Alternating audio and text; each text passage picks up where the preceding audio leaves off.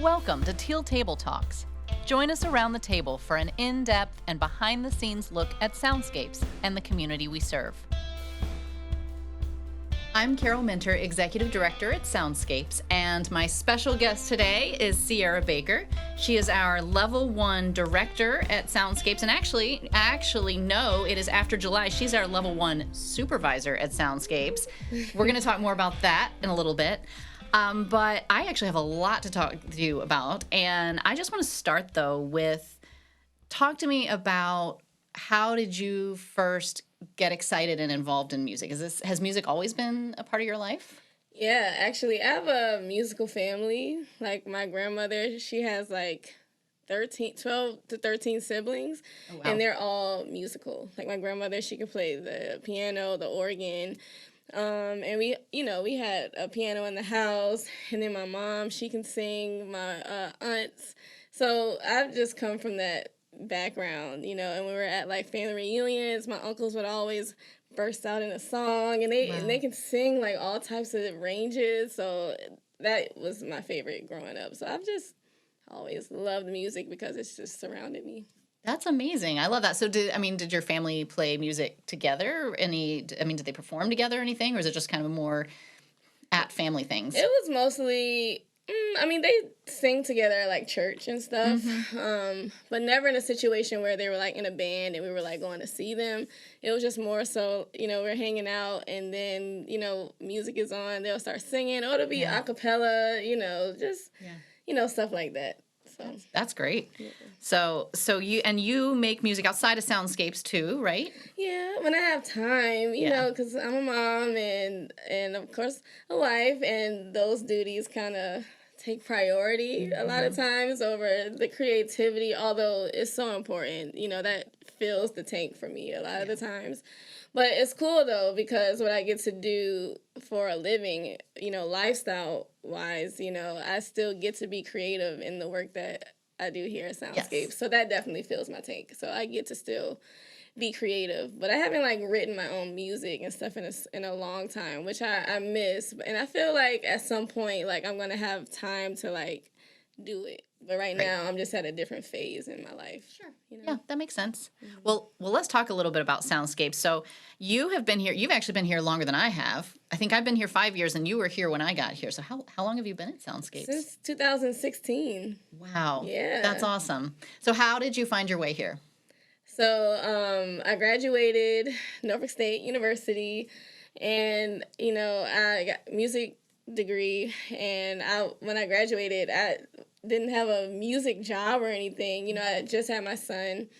And then, it was really just kind of at that time just trying to make things work and finding things that we can provide and everything. And then I was working at a hospital, as a food service worker, although, that's not a bad thing, but it didn't fill my tank. Right. It's not that creative outlet like you were talking about. Exactly. Yeah. Going home, just not satisfied, every day. After a while, you're like, okay, something has to change. And then I ended up taking a leap of faith, and, I stopped working there, and my uncle helped me to, start kind of doing, private lessons and teaching little small things here and there. And then I'm in an organization called SAI for short, Sigma Alpha Iota, and we have a group chat. So the president at the time, she sent this flyer in for an organization called Soundscapes, and I was like, oh, what is that? And I had already started reading books about teaching. I'm a heavy thrifter, and I would always go in the book section to kind of try to, find things that fits what I'm doing at the time, and it was teaching and music, and I was trying to fill up on those things. And then when I saw that the ad for Soundscapes, I said, wow, I think this kind of sounds like something that I could probably maybe do. And then I sent in my resume and my whatever things I needed to do, and then I got a email back about coming in for an interview, and I met Joe Ham, and it was just a really cool situation. I had never been in an interview like that before. Usually interviews are really intimidating, and you don't feel like you can really express yourself and be creative or whatever. It's so strict and tight. But when I met him and we went through the conversation of the whole job and what I could bring to the table, I came with my laptop and I just had this presentation and everything. You know, it just felt different, and the whole experience was just something that I've never experienced before. It's a pretty special environment here. It really is. I really truly love it. This is definitely one of my favorite things I've ever done. You know, I love that. That's awesome. Yeah, good. Well, and did you start at level 1? Because the whole time I've been here, you've been our level 1 instructor. So you were level 1 from the get-go? Yeah, well, it was the summer program when I started. So it was a lot of different age groups, I think. I mean, it was still pretty young, but it was like a mixture, and still bucket band during that camp. So yeah, but it wasn't until the school year, it was really like, bam, level 1, you know, so. So if any of you watching or listening have ever been for a tour, you may have gotten a chance to walk through Ciara's class, and you know that it was pretty quick that we figured out that there was something amazing putting her in with the level 1 students. It's really a gift that you have working with the younger students. I would like to hear a little bit more about what it's like for you, because you're working with the very beginners, the ones that they don't have any music experience, most of them. They are walking in not knowing what they're getting into. Yeah. And when they're done with level 1, they consider themselves musicians. They know rhythm. They are starting to read music. So talk to me about that. What's that like, starting with blank slates? I mean, honestly, each year is like you said, blank. It's just completely clean slate, and you never really know like how it's gonna be, you know. But in the beginning, I always like to kind of try to establish that routine, but still make it like super fun, you know. But it's different each year. Yeah. Each year is a whole different kind of experience, and for me, I just really want to create that experience for them. I don't want it to be like an ordinary music class, you know. You know, public school is cool, you know, but I think what we do here at Soundscapes, that little extra freedom that we have to create those experiences for them, it's just important. And then I just really want to show them, and I want them to believe that they can do anything, and that it starts right here. You know, you don't have to limit yourself because of your age, you know what I mean? And that's kind of how I just approach this whole thing, you know. And when I'm going home and I'm catering everything to their abilities and what they can present right now. You know what I mean? And that's just what kind of just inspires me to just make it something like they've never experienced, you know? I love that. I love the confidence that you have in them, because we're talking like usually first grade would be kind of the youngest, but second graders and some third graders, so young students that we're talking about. But you see it in your classroom that especially as the year goes on and you get to work with them more, that they believe in themselves. Yeah. And that's really fun to watch. You definitely see a shift from the beginning to maybe that after that second, maybe right before the second concert to that last concert. It's like a different mindset, which I love to see every year. That's literally like probably my favorite time of year, but it's bittersweet because I know at some point they're going to leave me, you know, but you know, because at the end of the year, that's when we really get to jam. And I'm like, yes, y'all, this is what we've been working towards. So, you know, it's fun. It's a lot of fun once we can get to that point, for sure. Yeah. So. Well, and it is fun, especially because you make a point of choosing a lot of music that they are going to recognize, or their families are going to recognize. Yes. Like, they have so much fun. Like, how do you decide what songs you're going to do every year?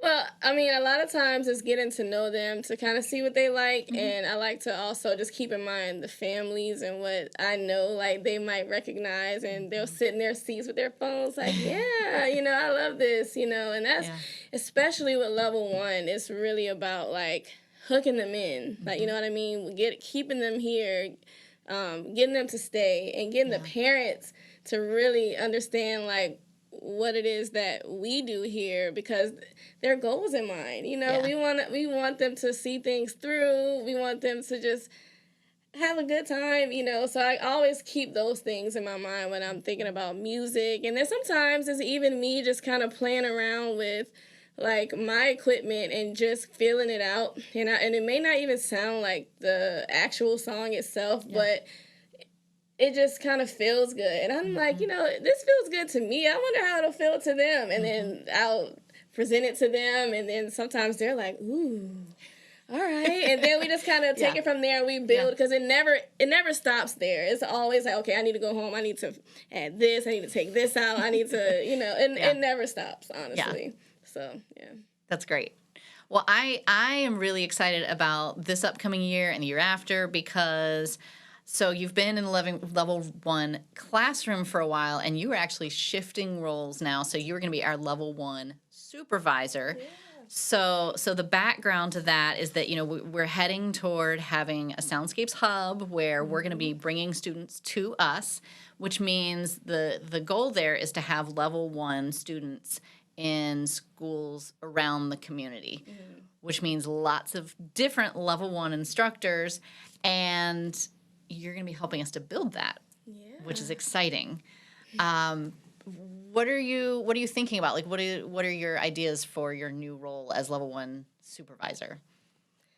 Well, honestly, it's really new for me still. It's still one of those newer thoughts, having to kind of, I don't want to even say separate myself from being the level 1 director or teaching artist, because I feel like, being in that role, it has to prepare me for what I'm doing now, because I'm seeing this from a whole different view. And so I guess it's really just trying to figure out what we need. And I know what a lot of level 1 teachers are going to need, because I experienced it firsthand, you know? Yeah. So I'm honestly trying to just navigate it as I kind of go along in a way. I have an idea of how I want to, oversee this, and I really want to make sure I'm super supportive of the teachers, because, no one knows better than you. I mean. And we all need support, you know, but I just know how I really want the teachers to feel like they have time to do what they need to do. I want them to feel like they have everything they need. I want them to be in the mindset of still creating these same experiences. I don't want it to stop. I want them to, whoever comes in, to know like that this is important. This means something. And I really want the family engagement and connection piece to really be something strong that we focus on. I want them to really be engaged with the parents and reaching out to them, and I'm just going to have to make sure I ensure that, and without doing it myself, because I'm a strong do-it-yourself kind of person. If I feel like no one else is going to do it, I'm going to make it happen, or I'm going to try my best, So, that's my goal, and I just want to model what I see and what I would picture anybody coming into this position. You know what I mean? Yeah, no, definitely. And I mean, I think you're right, though, that level 1 is the foundation. It's the foundation. So it's so important. You've been so creative in the classroom. I know this is going to go well. I can't wait to see. I mean, there's going to be a lot of creativity and flexibility needed, because we're doing something new. So, But I'm excited to see where you go with it. It's going to be great. Okay, so let's take this in a different direction. Okay. So one of the things that I love here at Soundscapes is that we have been a part of a partnership through Carnegie Hall called PlayUSA for the past few years.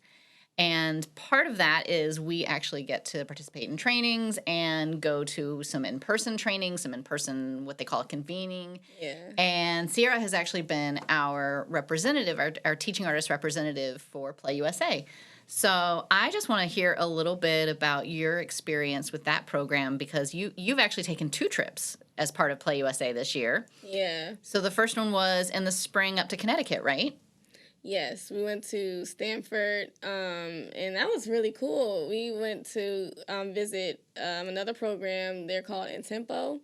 Super cool program. It was really inspiring, and it just it really confirmed like a lot of things that. It gave me a lot of ideas of how I want to do things going forward too. Especially like they're really heavy on like connecting with the families, and I'm like, yes, that is my goal. It's something that I really am inspired by. And then but just going to PlayUSA events, anyway is always inspiring, just because we're learning from different people. We're seeing things in, so differently than, what we do. I mean, it's a lot of similarities, but it's just other things that you're like, oh, wow, that's really cool. I didn't think about that, Yeah. It's just a really good they're just a really good resource and a really good to work with. It's just fun.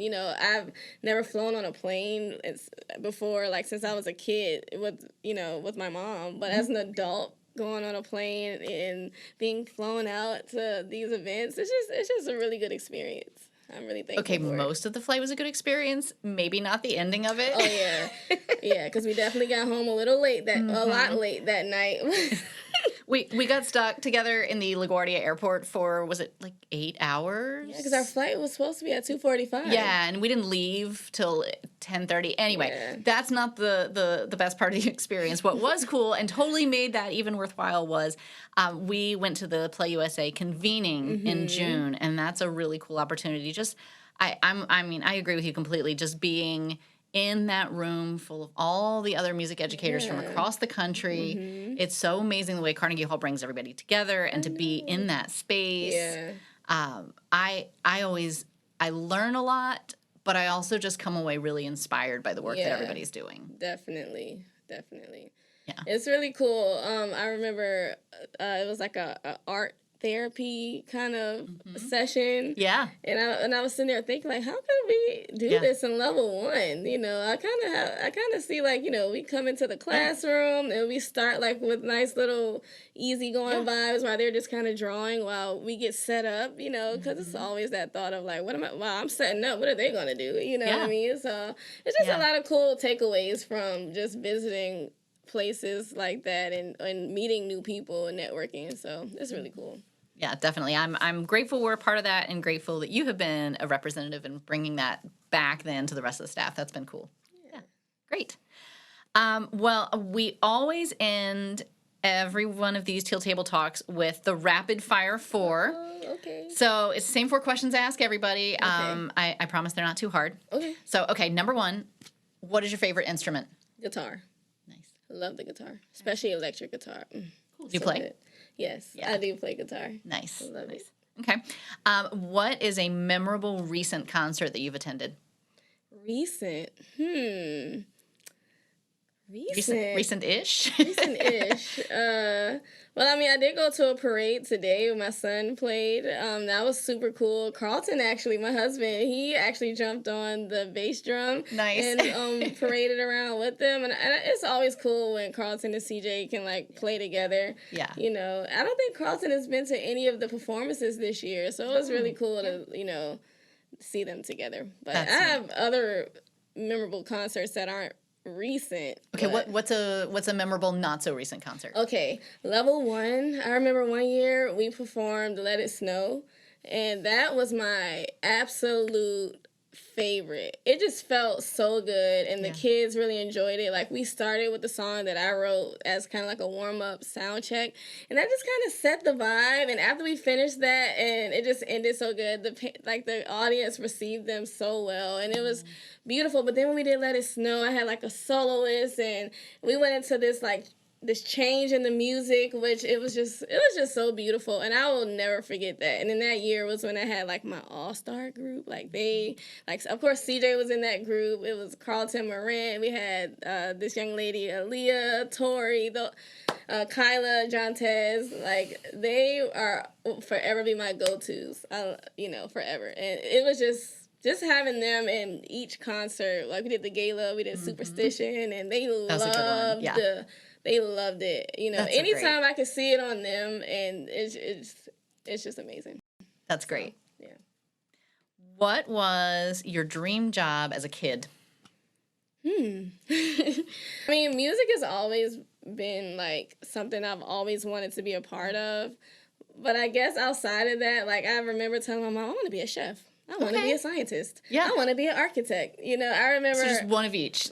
Yeah, I remember all of those things, but music was just always one of those things I would always do. Like, either I'm writing, I would kind of find software on those older model computers to kind of figure out So yeah, I've always wanted to be a part of music, but That makes sense when you shared about your family. I mean, that's been a part of your life forever. So yeah, cool.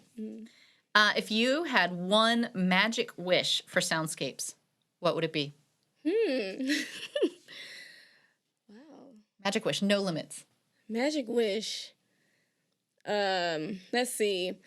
Just to have, I want a touring level 1 group. I want them to tour around the community. Like, Nice. I just want them to be exposed and just in so many different fun ways that people look at them like, wow, if they can do it, I can do it too. Even as an adult, it's never too late to, want to get into what you've always wanted to do or that new thing. And I just feel like when you see something different, that always inspires. It can inspire anybody, you know what I mean? So I'm always like, they can do anything, and that's what we're going to try to push out for everybody, not just a certain age group, but we're just going to push. That's it right there. I love that. We should make that happen. Mm-hmm. Let's do it. I love that. Great. Well, thank you for coming and having a conversation with me today. Yeah, thanks for having me. This Absolutely. was really fun. Good. And thank you for watching and listening. Thanks for joining us around the teal table. Learn more at soundscapes.org.